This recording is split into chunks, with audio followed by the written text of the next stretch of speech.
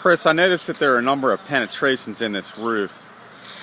And why don't you tell me a little bit about what needs to be done there and why drip edge is so important in a situation where there are penetrations? Well, anytime there's a penetration in a roof, that's 90% of the time where your leak is going to come from. Obviously, it's not made of roofing material, so we rely on a different product, typically sealants or types of metal with built-in rubberized sealant mechanisms built into them that will enable us to seal the penetration properly. Drip edge doesn't have as much to do with keeping water out of the home. What it really does is it holds the edge of the shingle so that it can stay firm. Many times wood has different levels, so the shingles will not lay perfectly flat. So it'll give you a perfectly flat profile for the edge of the shingle, A, and B, it's a self-descriptive term. The drip edge allows water to drip down, and it diverts the water with a Tennessee brake flashing on the end, drip away from the house as opposed to up and under the house, which water typically tends to do. So in this situation, of course, any penetration, we've ordered all new collars and witches' hats to go over these areas, and we take some extra measures by putting quad sealant. It's a lifetime sealant on any penetrations that we do actually work on. Okay.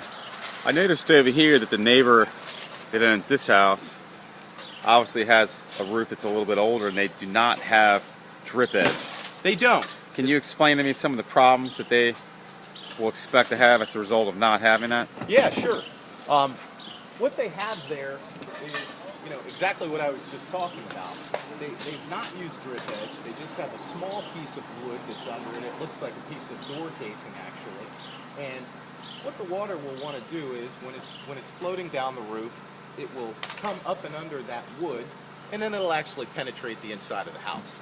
Many times it'll be on the exterior walls, so you may not actually see the water on the second or third floor. It'll actually go straight to the basement, and you'll have water in your basement and no idea, thinking it's a foundation leak, when it's actually something as simple as a $6 piece of aluminum that should have been put on the roof to do it properly. So what type of damage would you expect to find on a roof like this once it's finally replaced as a result of not having the drip edge? Well, we can see that whoever installed this roof, obviously, they didn't tear the shingles off. This roof is very bumpy. You probably can't see it in the video, but water has gotten to that wood. That wood is swelling, and that swelling is causing those shingles to disfigure and therefore not be waterproof. They don't actually seal as well. A typical shingle will have, a thin strip of tar that the next shingle sits against, and that's where the seal is. What we have here is the roof is actually bubbling. That seal is broken. You no longer have a watertight situation. Okay. Thank you.